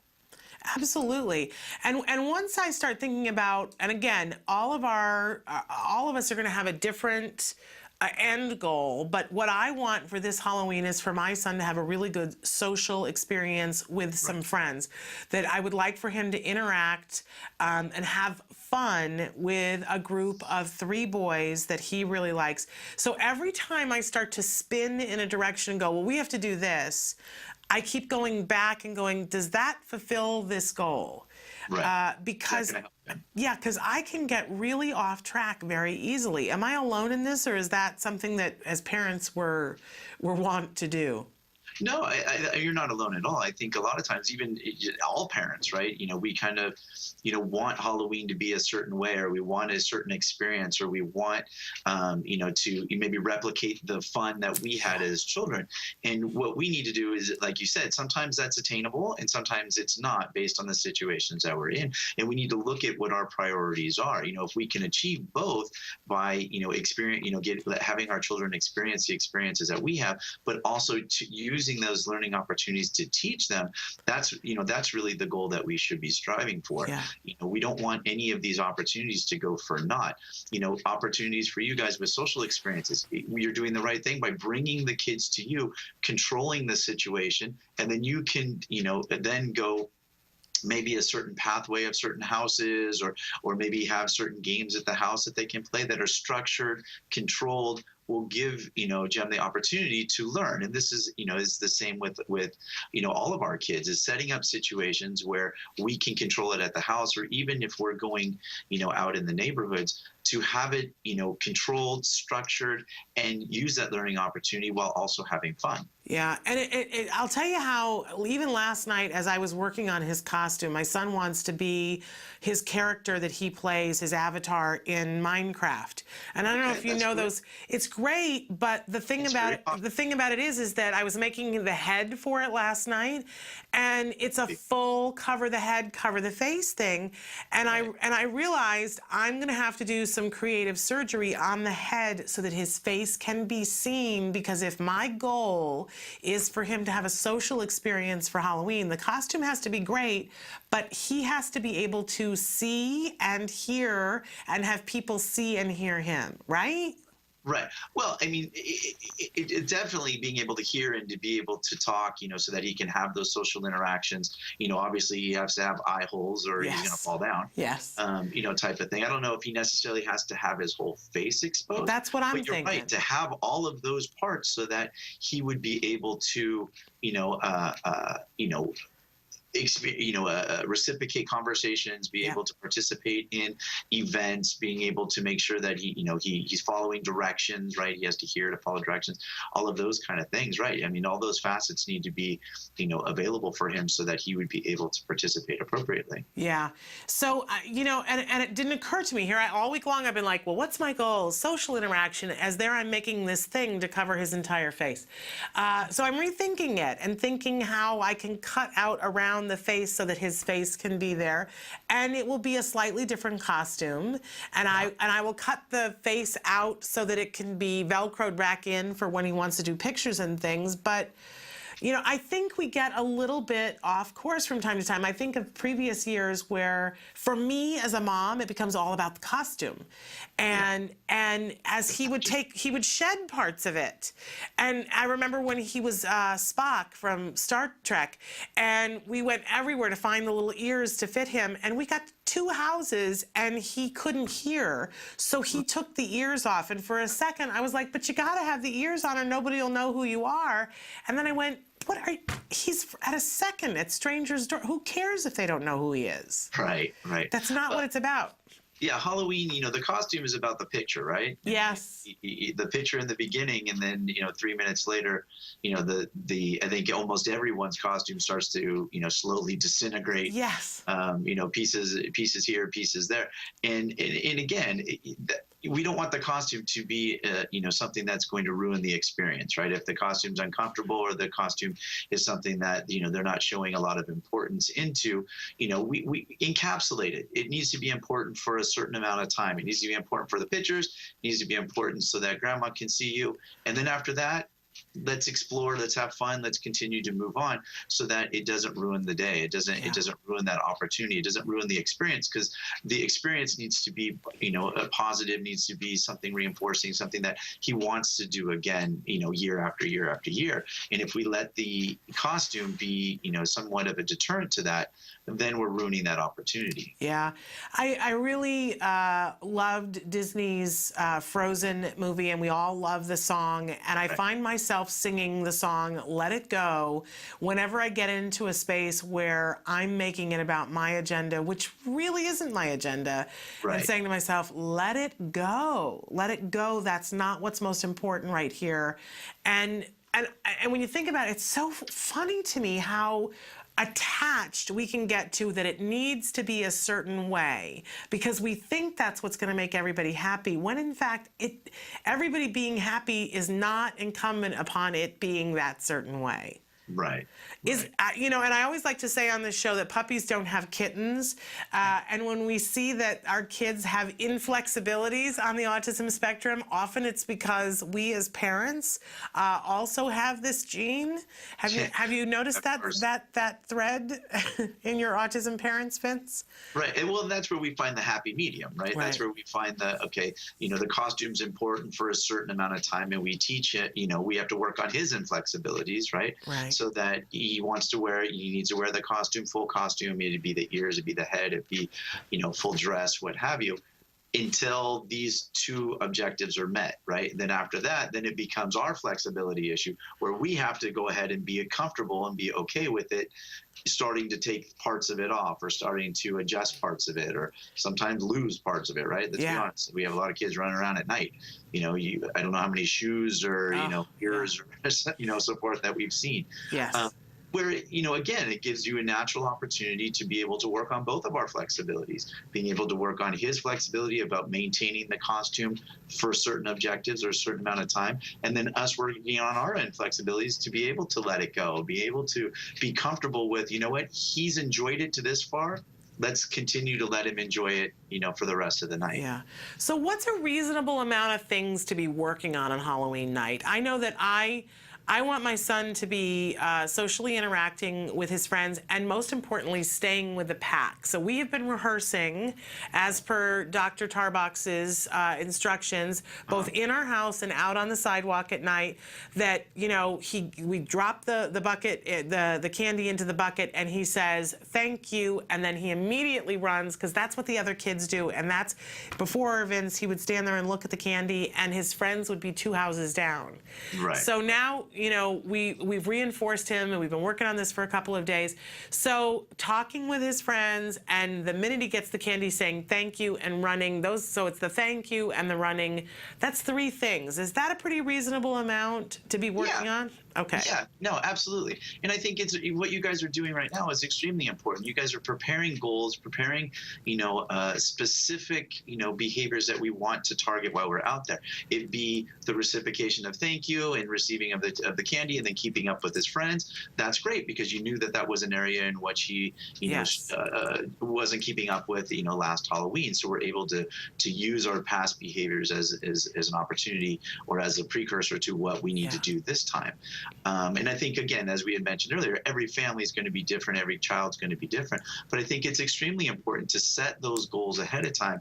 And I know we're, you know, only 2 days away at this point, but it's never too late to start practicing right now the goals that we want to achieve during Halloween. Either it be sharing, it be talking with our friends, making eye contact. Maybe it's, again, keeping up with our friends. Maybe it's, you know, just not talking as much. You know, we have kids that, you know, that predominate they dominate the conversations. We want them to listen more, listen to their friends, follow their peers, you know, suggestions and so forth. But, you know, practicing it ahead of time, I think, is extremely important and very valuable, because then they have the opportunity to use it and to practice and to actually apply the things that we've been working on. And I want to say, too, that over the years, this will be my son's 12th Halloween. And over the years, and that's not very many times when you think about it. Right. 12 times with a boy with autism to have rehearsed these things.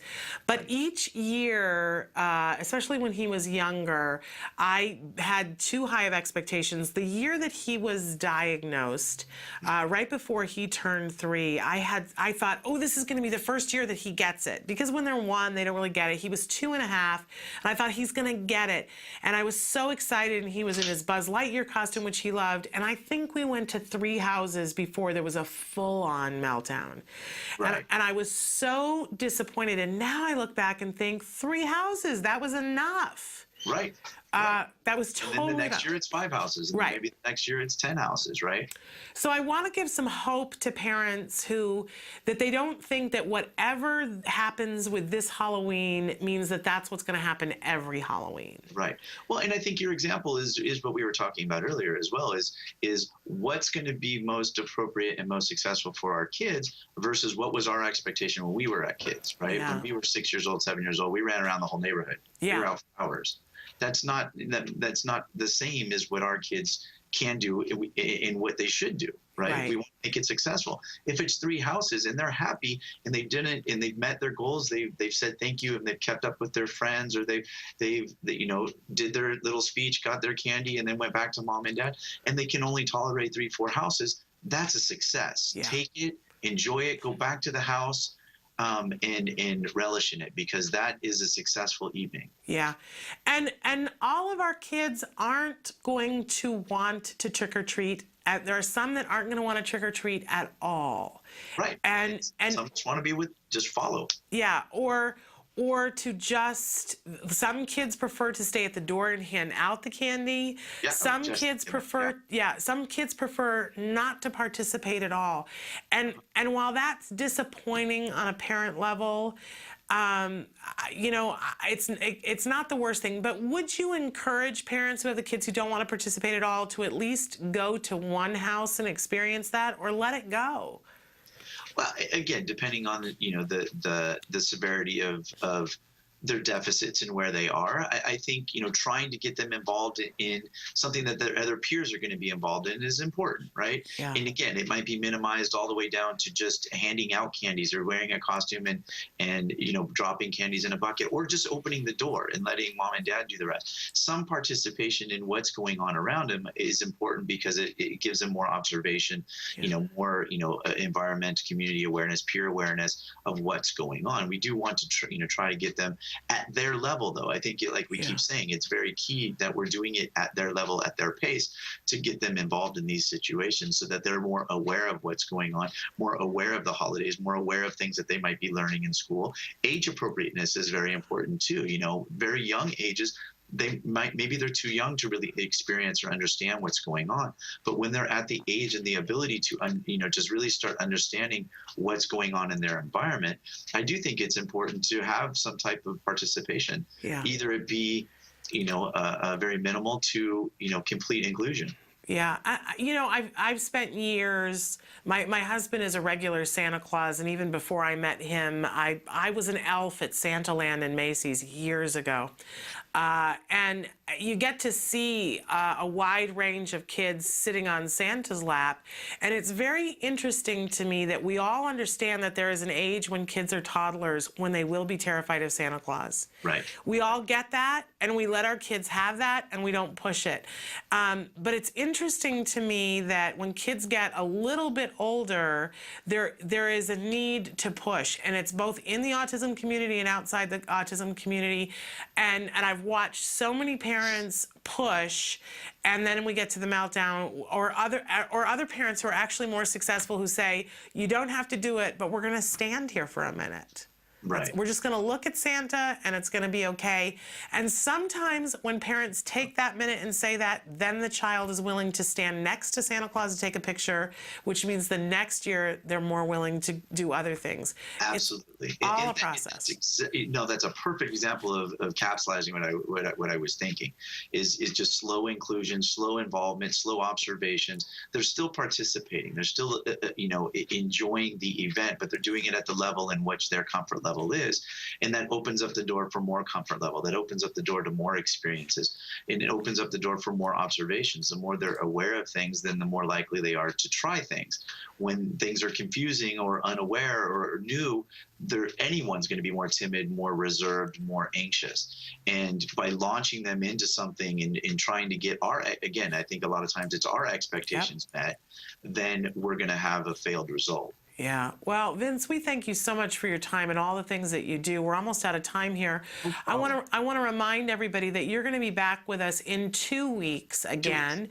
And then we're going to talk, if it's okay with you, we're going to talk about some of the issues that come up when extended family is visiting or we're visiting extended family, and some of the issues that come up whenever there's a holiday that involves food. Food. It just seems to be, I was saying to Nancy the other day, food and politics and religion, everybody's got an opinion. And even when their opinion isn't wanted, appreciated, or everybody's got an opinion and they're sure they're right. And it can be really hard on a family around Thanksgiving, especially when we're trying to get our grateful on, and people are telling us what we need to eat. Ooh, it gets touchy. No, it is.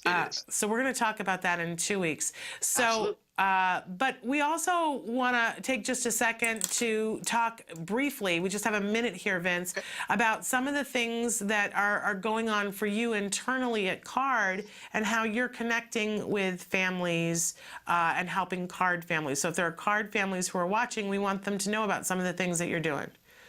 Okay, CARD now has a department called Family Support Services, and what it is we've developed a department to add resources, education, knowledge, anything that can help a family. It be counseling services, it be parent education, it be just connecting with connecting in your environments, connecting you with different resources within CARD. I think a lot of times we have a lot of resources that many families are unaware that we have, and so we developed a department that we start working with kids and families at intake to support families, give them more resources, give them more mentoring, give them, different types of resources within their environment. And we continue to monitor, work with them, educate them throughout the whole treatment plan as they're with us, so that we get this, the optimal results for their kid. Okay. The resources show that, or the research shows that the more engaged and knowledgeable and active the families are in the treatment plan, the better success. So we want to make sure we're providing all of that for each family within CARD. Well, we think it's really important what you're doing, Vince, and we appreciate that you take the time with us to be with us here. So I hope that you have a wonderful Halloween with your family, and I'll let you know in 2 weeks how we end up doing on the socialization for this Halloween. I look forward to it. All right. Well, you take care. Thank you. Bye-bye. And thank you. You too. And as we're now going to go to a commercial, and then we're going to go back to Let's Talk Autism with Shannon and Nancy. You get a little bit more time with the Queens. But don't forget that tomorrow we're going to be here with Dr. Del Nadowski and Dr. Jonathan Tarbucks. So first watch this, and then more of the Queens.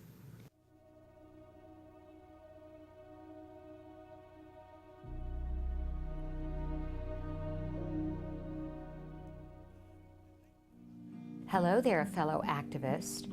You're an activist because you're making the world a better place for someone living with autism. Now on Autism Live, you learn all about your children. You learn about their bodies and their brains. But this empowerment moment is all about you. It's about your heart and your soul. Now don't worry, I'm not going to have you start singing Kumbaya or doing chanting. Let's talk about blessings. One of the blessings of living with a child with autism is learning to love them unconditionally. Learning to love them despite all the ups and downs, all the sacrifices. In fact, you learn to love them more so because of them. I call this my empowerment prayer. God grant me the wisdom to see my disability as an opportunity, the courage to love my child unconditionally, and the faith to live a life of purpose. So going from the sublime to the ridiculous, I have a little song for you today. It's a rap song, so I know that an old or, middle-aged white woman rapping just doesn't seem right, but I'm gonna go for it anyway. My style is a little like Nicki Minaj meets Dr. Seuss. Nancy's Autism Rap. It's just a diagnosis, your life's not over. Don't lay there like a dog, get up, Rover. You say your head is spinning with GF, CF, ABA, IEPs, and neurofeedback? Autism tough, That much is true, but you'll survive because you're you. Your life's not over, it's just begun, so walk out that door and go be someone. More Dr. Seuss than Nicki Minaj. Until next time, stay strong and keep the faith.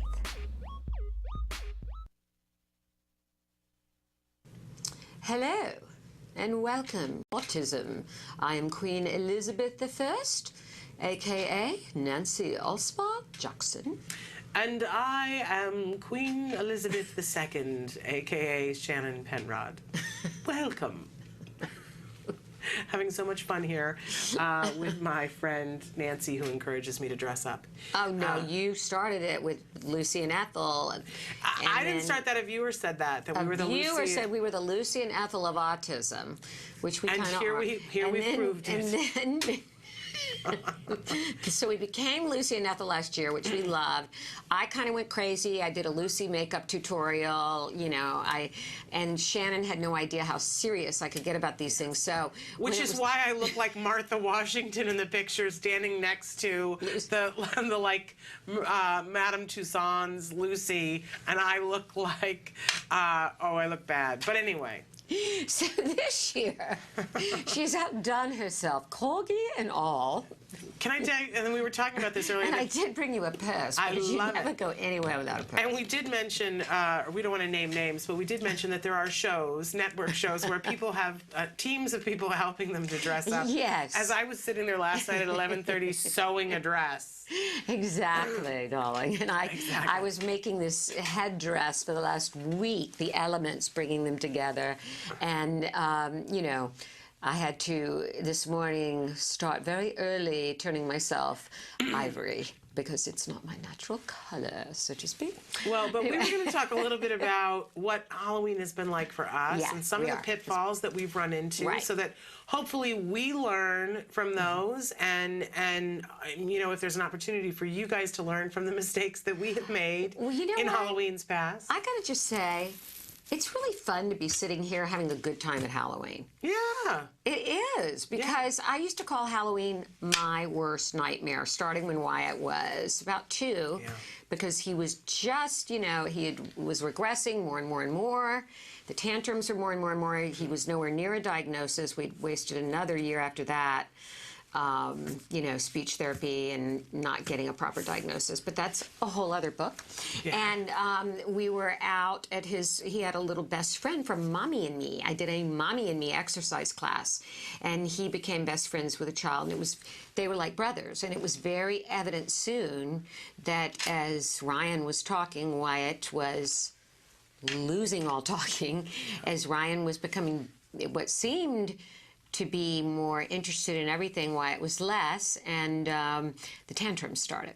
So we had just gone trick-or-treating, and I just didn't have a clue. I didn't have a clue the way food coloring, sugar, dairy, and wheat, particularly dairy and food coloring, just send him over the edge.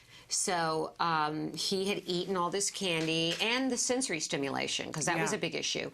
So of course, what happens is after everything's over and I put him in the car seat, the most massive tantrum ever occurs. As I'm driving back home, too, he had freed himself somehow from the car seat. They can get out of them, by the way. Yeah. And screaming, holy. And then when I grabbed him, you know, the biting and the kicking and the scratching, and it took 45 minutes over on a dark street to calm him down. Yeah. And it was terrifying. And I thought, well, is this the terrible twos? Am I the worst mother in the world? Et cetera, et cetera. I thought, isn't Halloween supposed to be fun? So I have learned over the years my way of dealing with this. Number one, I make sure that he has alternative food for his Halloween, that he goes and he trick-or-treats and he gets it, but we switch it out. Yeah. Okay. We get him involved in the process of the costume well in advance. We try not to do Halloween experiences that are sensory, that are haunted houses and lights and things like that, because he also had a meltdown once at the zoo with the spider exhibit with the black lights. Yeah. So we just have a system of, I guess it's really what experiences we do, the food, very important. Today there was a bake sale at his school, Halloween based. I got donuts and all that and decorated with Halloween things for the other kids. I made sure he had gluten-free, dairy-free Rice Krispie treats. Is it easy to always remember this stuff? No. Do I always remember all of it? No. But I improvise and I make sure he gets a different kind of reward. Like maybe I'll say, you know, we're going to make Wyatt's Tex-Mex casserole, which is all, you know, gluten-free and dairy-free.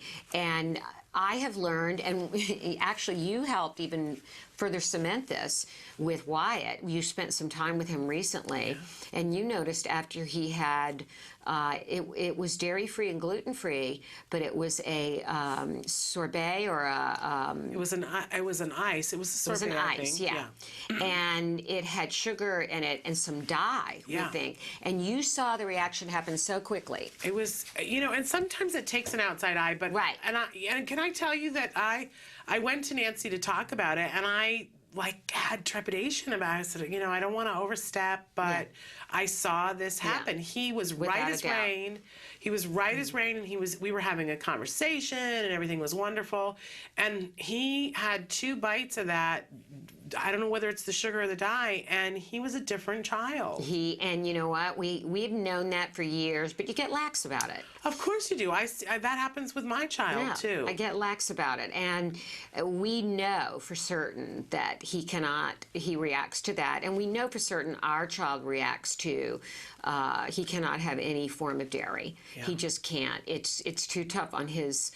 Not only does it make him in the autism fog, it's very tough on his digestive tract. It has a lot of ramifications. So, and you know, now looking at it later, it's really a blessing you learn these things, because you learn how the behaviors are affected. And at first I'm like thinking, oh God, no, I can't give him any sugar or any dye. He can never have that icy. He can never have that Slurpee, you know, because let's face it, our kids are deprived of so much that so many kids take for granted. Right. We are a fast food nation. We are a sugar nation. We are a candy nation. And marketing is done through food, through cereals with food coloring and dye. Yeah. That's how they tie it into films, you know? But here's my problem with all of that, and where, because our whole theme this week is do things that make sense. Yes. And like holding a stuffed corgi and exactly my point. Now, you know, but that's kind of fun, right? Yeah. And we do things because they're fun, and a lot of times when it gets to holidays, we do things because we remember a time when it was fun. Interesting. For us. We eat things. Interesting. We eat things. We behave ways. We can learn something. We're always chasing that perfect holiday from when we were kids, and we want to share that with our kids, because that's life. And there's nothing wrong with that. Am I askew? There's nothing wrong with that, except when that takes the priority of the having fun. You're absolutely right. And the other thing we tend to do is just because our parents did it. If I hear my husband, of course, the Virgin Queen was never married. She was married to England. But I'm going to break character for a minute. If I hear my husband say one more time, and if you're watching this, please hear it, but we did that, Mom and Dad did that when we were kids. You know how long ago that was? We don't want to get into that. Also, do I care? But not that I don't love tradition, right? But doesn't mean that it makes sense. You have to do exactly what Mom and Dad did 100 years ago. When I would say to my mother, "We're going to do it a different way," and she'd say, "But we've always done it this way," and I would say, "Yeah." And Grandma used to put butter on a burn too, and we all know how that ends up, right? We learn, we grow, and leeches were used for bloodletting when people got sick. Exactly. And I died of mercury poisoning. Exactly. My mother used to get so mad because she wanted to know, when was Jem going to have sugar? When was Jem going to be able to have ice cream? And she would say, when is he going to be able to have birthday cake? Like, she wanted me to find a calendar and circle the date and say, be like a normal kid. And I finally said to her, the thing that made the difference, you guys, I said to her one time, I said, let's be clear. He can have birthday cake. He can have ice cream. He can have the lollipop right now.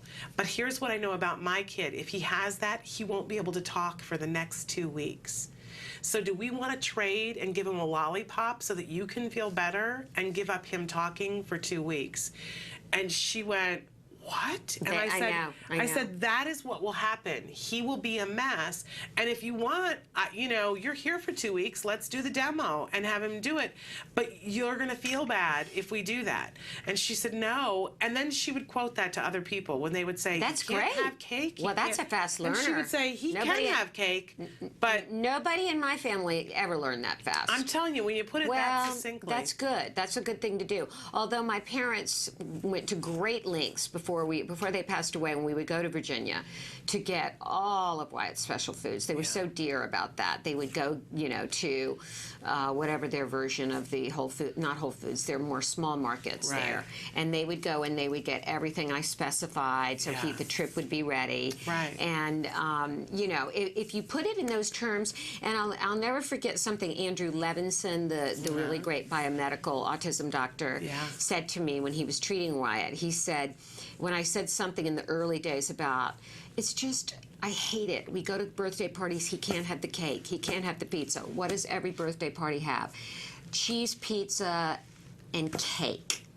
And he said to me, rather than saying you hate it, reframe it and think of the favor you're doing your child, not pouring, food down his throat that can contribute not only to obesity but doesn't have nutrients. Yeah.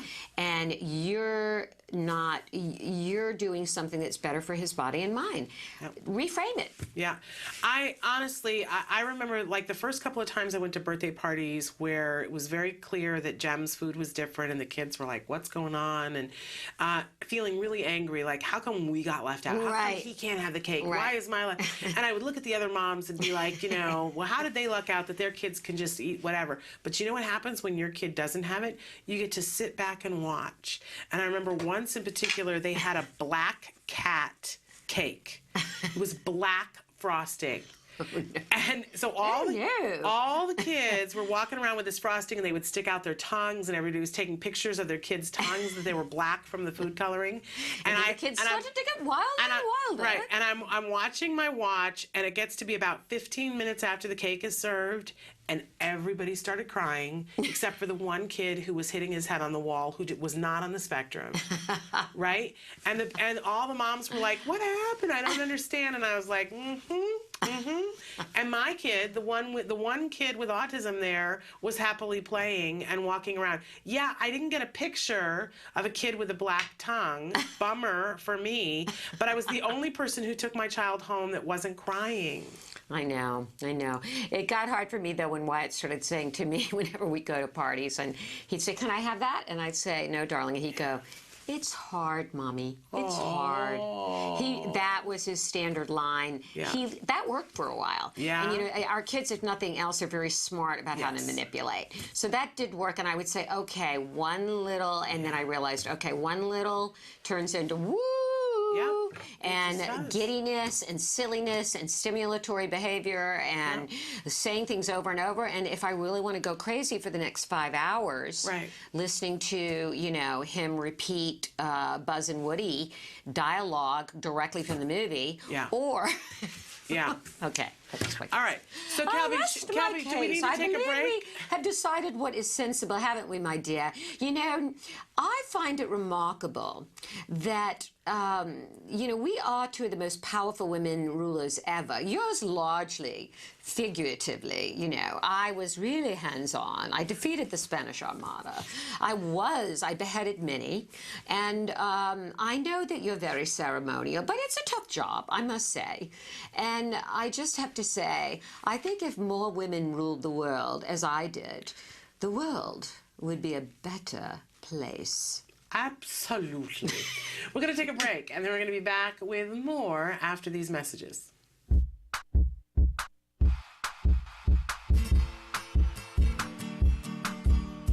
Hi guys, welcome back to Smarty. This month we're going to be creating our very own Any Animal mask. As we work on this activity, you'll notice that these icons will pop up. These icons tell you important information about what skills we're using to create this craft and how to find them on Skills. Skills is an ABA-based online program that helps parents create individualized programs for their children on the autism spectrum. If you're a Skills user, this will make the most out of this artful and educational activity. Well, let's get started. The materials you'll be needing are glue, scissors, hole puncher, markers or crayons, pipe cleaners, and the template. So step 1, you're going to go to our Facebook page at facebook.com/Autism Live, and you're going to print out the templates that you see there. Once your templates are printed out, then you're going to take your scissors and cut them all out. Now that you're finished cutting out all the templates, you're going to have several different shapes. This is because this will give you a variety of different features you can use to make different kinds of animals. So this is the fun part. You're going to take these templates and arrange them into any kind of animal you can think of. Use your imagination. There is no wrong answer. Once you figured out the animal that you're going to want to make, take out your glue and glue them onto the mask. Once that's been finished, then you're going to take your markers and crayons and decorate it, drawing in the features a little bit clearly and just making it as colorful as you'd like it to be. For the owl that I made, I had to cut out some more holes through it. Once your animal mask is done being decorated, you're going to use your hole puncher to make holes on the side so you can fasten it to your face. Then you're going to take your pipe cleaners, thread them through the holes, and then voila, your mask is ready to go. Well, I hope you enjoyed this activity with me. Until next time, guys, craft on. To find more about Skills and to access all of the lessons you saw in today's Smarty, visit skillsforautism.com and click on the parent icon. Skills, the online autism solution.